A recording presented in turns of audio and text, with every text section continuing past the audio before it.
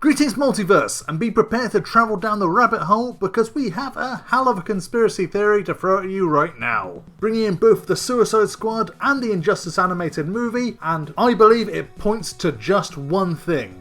An Injustice-free announcement at Fandome. This all stems from loads of little pieces of evidence that seem incidental but all point towards Injustice-free, and more than that, a crossover with the Suicide Squad. Let's start by just going over all the facts in this case, and then I'll say what I think they all mean with regards to Injustice-free. Fact 1. NetherRealm Studios has stopped working on Mortal Kombat 11 and has moved on to their next game. It's easy to assume that this is Injustice-free, but let's just stick with the facts for now. Fact 2. NetherRealm founder Ed Boon has been recently tweeting about Batman, Joker and several about Injustice, not to mention a few in praise of James Gunn and the Suicide Squad movie. I bet there'll be more when the movie opens in the US this week. Fact 3. The Injustice animated movie still does not have a release date, despite the sneak peek preview available on The Long Halloween Part 2. Traditionally, DC announces the release date around the time of the sneak peek. The release date for The Long Halloween Part 1, for example, was announced in April, just before the movie's sneak peek with Justice Society World War II. Here's my theory with this one. The release date for the Injustice movie will be announced at Fandome in October, alongside the announcement of Injustice 3. Not only would they work well side by side, I'm also prepared to bet that the reason that DC are keeping this under wraps right now is that we'll have some sort of feature about Injustice 3 on the Injustice movie Blu-ray. Heck, it might even have an exclusive demo or a beta of some sort.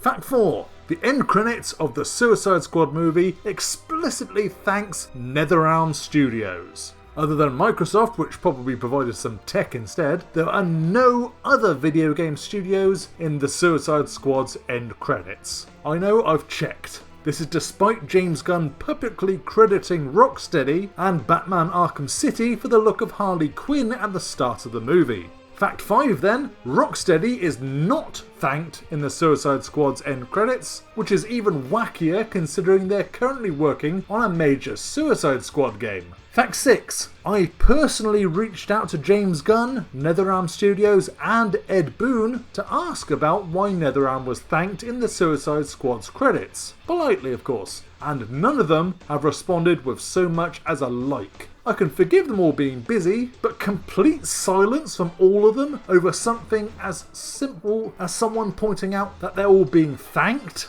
You would have thought they would all be falling over themselves to say how great they all were. But no, nothing. Almost as if they weren't allowed to talk about it yet. I will now put my crazy conspiracy theory hat on and say what I think is going on. I believe Injustice 3 will be announced at DC Fandome in October. I believe it will be joined by the reveal of the Injustice movie's release date and news of an Injustice 3 special feature on the movie's Blu-ray. Crucially, I also believe that DC is planning a crossover tie-in between Injustice 3 and the Suicide Squad, which is why NetherRealm Studios is thanked in the end credits of the movie. This could possibly take the form of outfits or skins that may even be pre-order bonuses, and there may even be characters from the Suicide Squad appearing in Injustice 3, such as Bloodsport, Peacemaker or King Shark. Why am I jumping to this conclusion just because NetherRealm got thanked in the movie's credits? Because Rocksteady wasn't, even though they have arguably more cause to be than NetherRealm.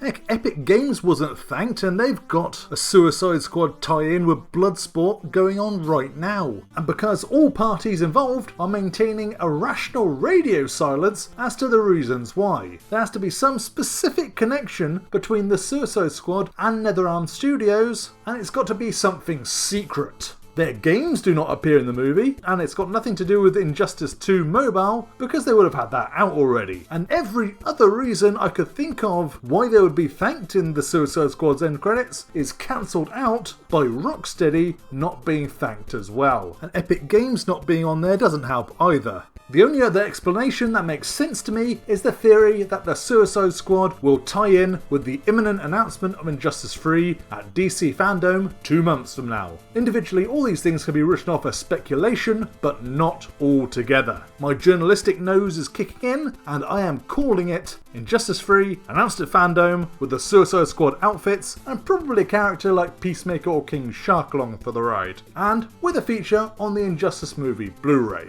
Guess we'll find out in October. But what do you guys think? Do you think I'm overreacting to all these various facts, especially Netherrealm being in the end credits of the Suicide Squad? Or do you think I am right on the money? Let me know either in the comments below or in the Inside the Multiverse Discord server, which you'll find a link to in the description below. Please like, share and subscribe, that all really helps me out, and check out other videos on DC Comics Gamer, like the fact that the Suicide Squad Kill the Justice League video game is actually a third-person team-based shooter, not an Arkham-style game, which may disappoint some people. For now, thanks for watching folks, Multiverse out.